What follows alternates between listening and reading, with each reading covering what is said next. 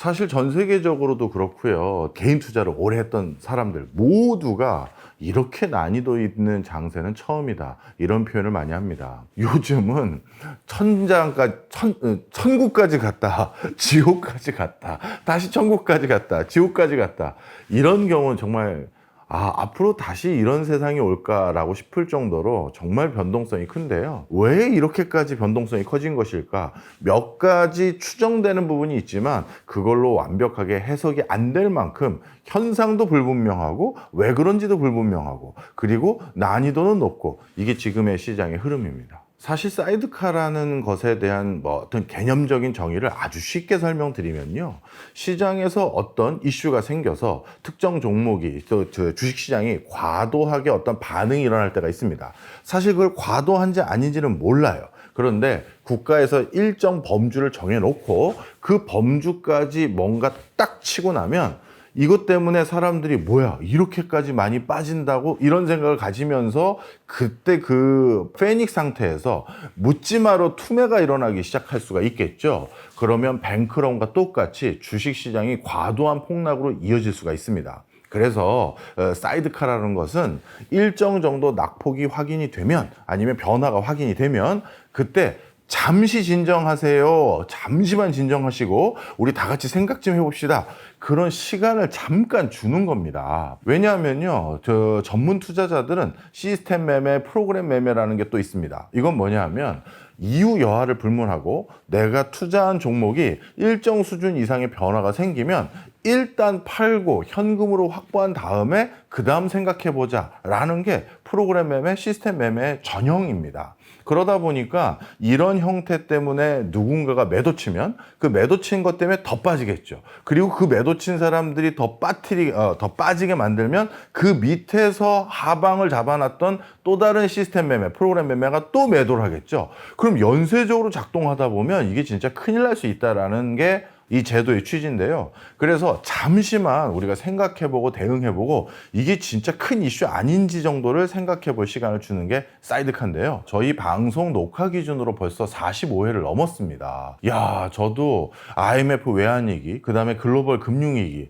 우리나라의 대표적인 또 코로나19도 마찬가지고요. 우리나라 주식시장이 요동쳤던 시기를 대학교 시절에, 또는 제가 이제 사회생활 하던 시절에 역력히 그 다음에 목도해 왔는데요. 이렇게 매일같이 사이드카가 발동되는 것은 사실 처음입니다. 일단 첫 번째로 제가 생각하는 가장 합리적인 의견들이라고 꼽히는 것부터 말씀을 드리면요, 바로 지금 우리 주식시장을 움직이는 가장 큰 원동력은 AI 테마이기 때문이다라는 게 가장 설득력이 높습니다. 과거에 반도체 시장 같은 경우는요, 대표적인 사이클 산업이라고 우리가 불려왔던 산업입니다. 그러다 보니까 호경기, 불경기, 호경기, 불경기가 나름대로 과거 히스토리컬하게 우리가 목격해왔던 게 있고요. 그걸 바탕으로 그렇다면 이번에 사이클은 이 정도까지 올 것 같습니다. 나름대로 이렇게까지 마무리될 것 같네요.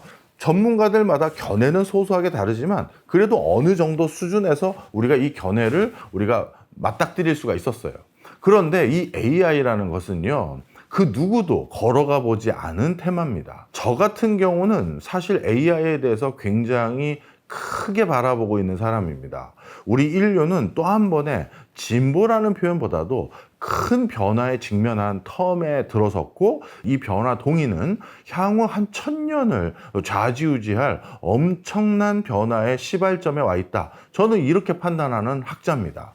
그러다 보니까 저 같은 비슷한 생각을 가지고 있는 사람들 같은 경우는 AI는 이제 시작에 불과하고, 따라서 반도체도 이제 시작에 불과하다. 그렇기 때문에 이 시장이 어떻게까지 성장할지는 물론 나름대로 우여곡절은 있을 수 있으나 결국 갈 길은 갈 수밖에 없다. 이렇게 전망하는 학자들도 있어요.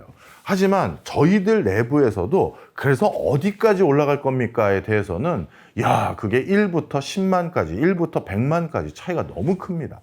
반대로 이렇게 낙관론이라기보다는요, AI 시대에 대한 대서사를 믿는 분들이 아니라 AI도 결국 IT 닷컴 버블처럼 뭔가 큰 굴곡이 있을 것이다, 거기에 방점 찍는 사람들 있고요. 자, 그러다 보니까 이 시장을 지금 누구도 걸어가 보지 않은 시장을 바라보는 견해가 너무나도 상이한 겁니다. 그러다 보니 조그마한 트리거에서도 조그마한 악재라고 또는 호재라고 분류되는 것에 대해서도 시장이 크게 요동칠 수밖에 없다. 저는 이게 지금 변동성이 가장 큰 증시의 가장 큰 이유라고 설명을 드리고 싶고요. 그다음 두 번째입니다. 두 번째는 뭐냐? 역시 그 과정에서 우리 증시가 한 번도 걸어가 보지 않은 종합주가지수를 찍었다는 점도 이 진폭을 키운 요인이다. 이렇게 설명드리고 싶어요. 우리는 5천도 쉽지 않다라고 생각했던 적이 불과 1년도 안 됐습니다. 그런데 이제 만 가는 거 아니야? 어떤 뭐 금융 전문인들 같은 경우는 15,000도 바라본다 이런 소리가 들리니까 이거 진짜 이제 시작인가 싶기도 하고, 무슨 소리야, 우리가 5천 간신히 넘고 다들 기뻐했는데 9천까지 찍었어, 올라올 때까지는 다 올라온 거야, 이런 생각 가지신 분도 같이 공존하고 있는 게 사실이죠. 따라서 이 종합주가지수 역시도 한 번도 걸어가 보지 않은 길이기 때문에 여기에 대해서 또 갑론을박이 있는 것이 또 사실이다, 이렇게 말씀드릴 수 있습니다. 그 다음 세 번째입니다. 이란 전쟁입니다. 전쟁처럼 시나리오가 없는 경제적인 현상들을 찾아볼 수가 없습니다. 그런데 호르무즈 해협이 막힐 정도의 이란 사태가 불거졌어요. 호르무즈 해협은요, 전 세계 에너지 허파 역할을 하는 곳입니다. 그곳에 가장 많은 산유량을 보이고 있는 이란, 그리고 천연가스를 가장 많이 공급하고 있는 카타르의 주 통로가 막혔습니다. 따라서 이것으로 인해서 촉발될 수 있는 경제적 파장은 어디까지 번질지 아무도 모릅니다. 그렇기 때문에 이 세 가지 변동성만 가지고도 증시는 충분히 요동칠 수 있는 요소가 있는데, 이 세 가지가 각각 또 요동칠 수가 있는데 세 개가 합쳐졌으니 이루 말할 건 뭐 더 말할 나위가 없죠. 게다가 한국인들의 독특한 특성도 있습니다. 이거는 저도 무조건 단점만 있다고 생각하진 않아요. 투자라는 게 개인들마다 성향이라는 게 있습니다. 그런데 전 세계적으로 한국인이 보이는 투자 성향은 가장 투기적 성향도 많이 있습니다. 저는 투기적 성격이라는 표현보다도 공격적인 성격이라고 표현하고 싶습니다. 한국은 선물 옵션 시장에 있어서 일일 거래량이 가장 많은 국가 중에 하나가 한국입니다. 단연코 1, 2, 3등 안에 계속 들어요. 그러다 보니까 이렇게 공격적인 투자 성향을 가지고 있는, 원래 기질을 가지고 있는 민족이 어떻게 보면 단일 종목 레버리지까지 맞닥뜨리다 보니까 여기에 또 몰빵 가까운 투자를 하시는 분들도 생기는 거예요. 이런 것들이 또 변동성에 적지 않은 영향을 끼칠 수가 있는 것이죠.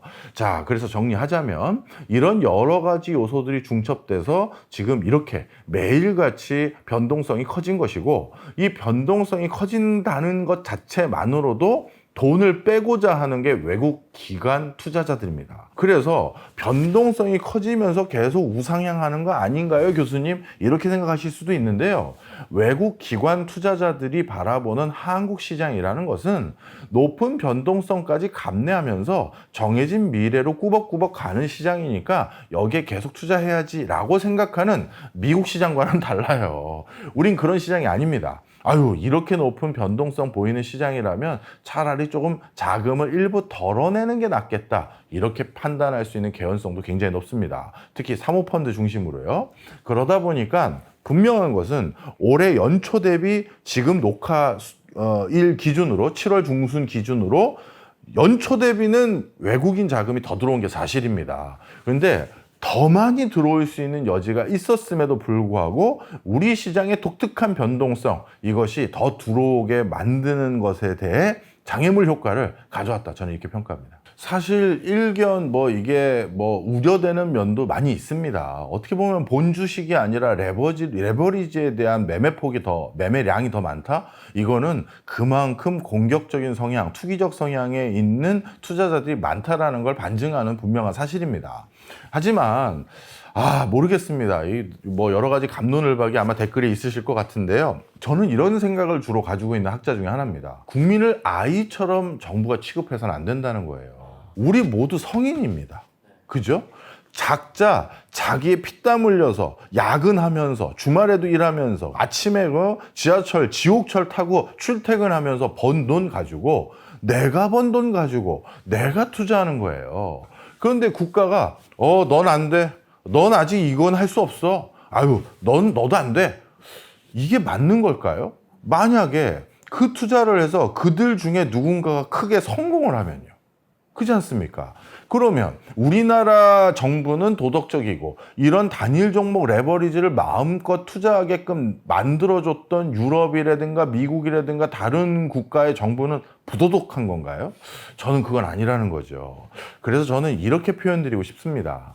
하필이면 단일 종목 레버리지를 종목화해서 사고 팔 수 있게 해줬던 이 시점이 역사상 우리 증시가 가장 뜨거웠을 때, 그리고 우리나라 두 회사가 진짜 전 세계 주목을 가장 많이 받고 있을 때, 하필이면 이때 그걸 허용해줬던 것이 너무 많은 매매량을 더 가져올 수 있는 요인이 된 건 분명하나, 만약에 이게 그냥 일상적인 우리 주식시장에서 그냥 아무도 우리 주식시장에 큰 활력이 없다고 생각할 때 이런 레버리지를 진작부터 만들어줬다라고 한다면 이런 시행착오를 지금 겪지는 않았을 거예요.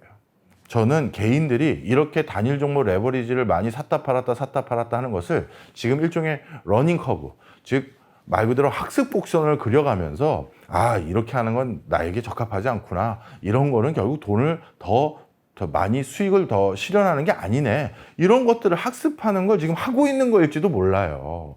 근데 이게 너무 뜨거운 장세에서 이게 마침 제도화되다 보니까 그 과정에서 너무 혹독한 대가를 치르고 계신 분들도 너무 많다. 일단 왜 이렇게 레버리지를 너무나도 공격적으로 하느냐, 자신의 돈도 모자라서 마이너스 통장까지 개설해서 그렇게 해서 모은 돈, 아니면 대출까지 어떤 형태로든 뭐 담보로 잡던 뭘 해서 받은 다음에 그것까지 다 돈을 그냥 본주를 사는 게 아니라 레버리지를 사가지고 이걸 투자하는 이 습성은 어디서 나온 거냐 했었을 때 저는 포모라고 생각해요.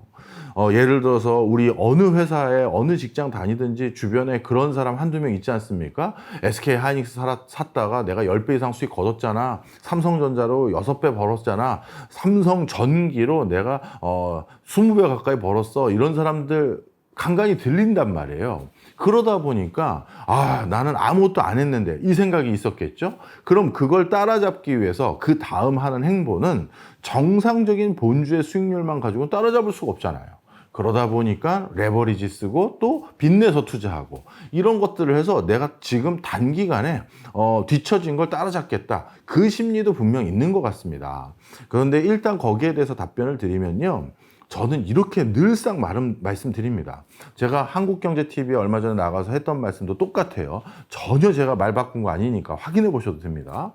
항상 투자 시장에 다음 버스는 또 옵니다. 그런데 그 다음 버스가 안 오고 이게 마지막 버스일까 봐 너무 무리하게 투자하실 필요 없어요. 우리 코로나19 때부터 지금까지 한번 살펴보십시오.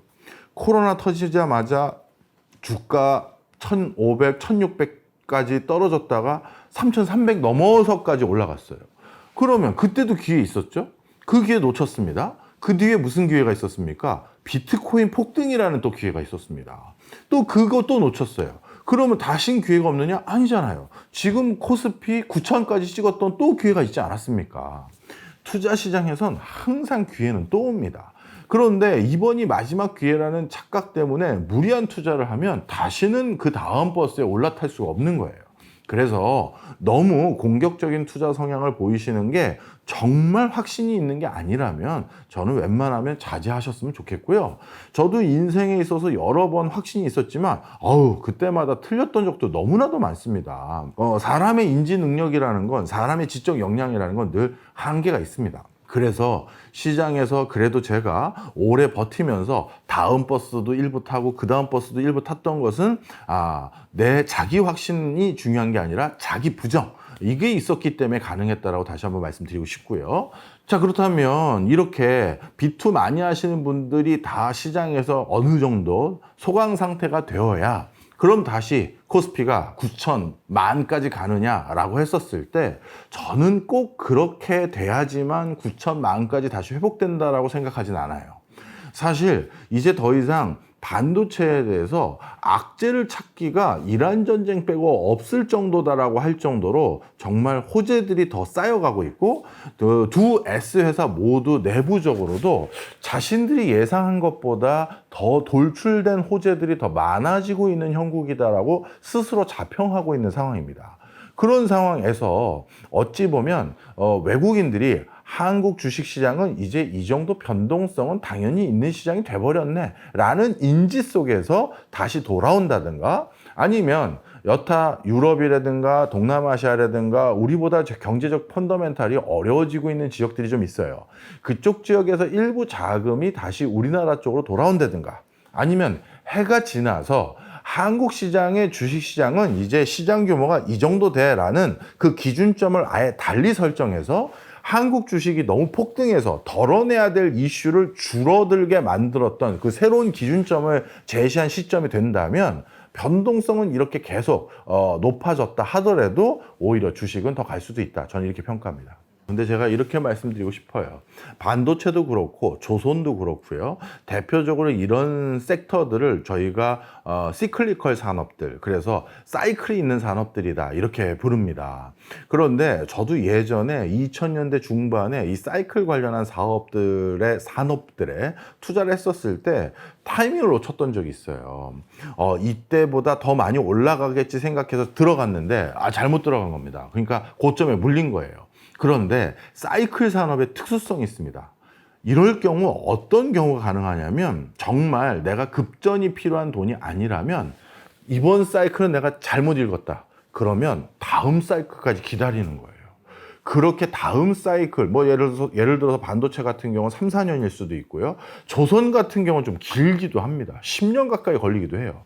그런데 10년 가까운 조선의 어떤 암흑기를 지나서 HD 같은 경우는 뭐 7배 수익률 거둔 사람도 있어요. 제가 그분에게는 뭐라고 얘기를 했었냐면, 그 기간을 버티다니 야 뭘 해도 될 사람일세 하고 농담 삼아 그런 적이 있었는데, 이 제조의 사이클이 분명한 산업들은 이번 사이클을 잘못하면 쭉 묻어놨다가 그 다음 사이클의 수익을 실현해도 충분한 성과를 거두는 경우들이 왕왕 있습니다. 따라서 무조건 매도가 능사는 아니다 이렇게 말씀드리고 싶고요. 그 다음에 저도 앞서 말씀드린 것처럼 자기 부정이 중요하다고 말씀드렸잖아요. 이번엔 내가 또 뭘 오판했지? 이번엔 내가 또 뭘 놓쳤을까? 이런 관점에서 일부러 삼성전자 폭락, SK하이닉스 폭락, 아니면 AI, 버블 이런 걸 유튜브에 일부러 칩니다. 그래서 제 의견과 반대되는 사람들의 논거를 들어봐야 될 거 아니에요. 그래야 제가 놓쳤다고 하면 지금이라도 전량 매도하는 거니까요. 그래서 그런 걸 찾아보고 들어보는데, 그렇게 부정적인 시각을 얘기하시는 분들의 논거조차도 뭐 이런 요인은 일부 있으나 그래도 라는 논조가 훨씬 더 많아요. 심지어 저희 녹화일 기준으로 지난주에는 최태원 회장이 직접 나서서 SK하이닉스 그냥 들고 있으면 된다. 왜 자꾸 만지작 하냐라는 논조까지 직접 발언하신 경우도 있거든요. 사실 대기업 총수가, 회장이 그런 발언에서 얻을 게 뭐가 있겠습니까? 그렇지 않습니까? 오죽 답답하면 그런 소리까지 직접 하셨을까라는 생각이 들 정도로 분명히 호재들은 많아요.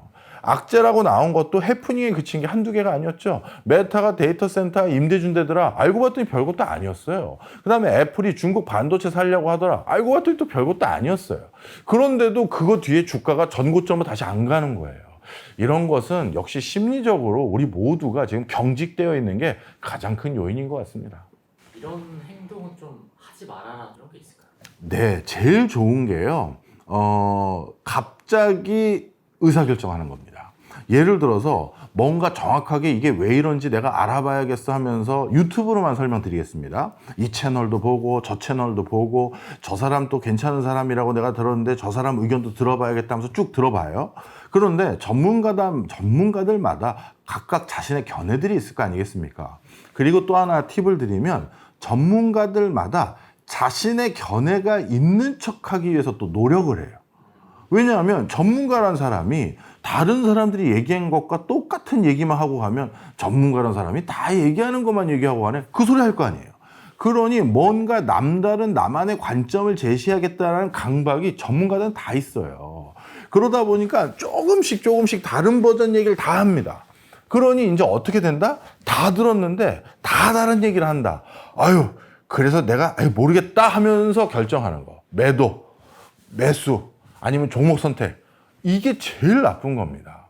그래서 너무 많은 정보는 정보가 하나도 없을 때와 똑같은 효과를 발휘할 때가 있는데 그때가 정말 위험한 겁니다. 정보를 일단 차단하고요. 내가 원래 샀던 그 이유 있지 않습니까? 그 이유를 리스트업을 하는 거예요. 다 써보고 그 이유들이 아직도 그대로 있는지, 있다면 그 회사를 샀던 이유가 사라진 게 아니잖아요. 그렇다면 계속 들고 있는 거고, 그 이유들 중에 몇 가지가 사라져 버렸어요. 예를 들어서 대표이사가 알고 봤더니 횡령을 했다, 창고가 불이 났다, 계약이 다 깨졌다, 그리고 뭐 중국이 더 좋은 반도체를 개발했다, 뭐 그런 것들이 줄줄이 있다. 그러면 당연히 팔아야죠. 처음에 아무리 좋은 취지와 의도를 가지고 있었다 하더라도요. 따라서 지금은 무턱대고 정보를 다시 수집하는 것이 아니라 내가 정말 처음 샀던 이유가 객관적이고 타당한 이유가 있으셨다라고 한다면 그 이유가 아직 남아있는지부터 찾아보시는 게 더 중요하다, 이 말씀 드립니다.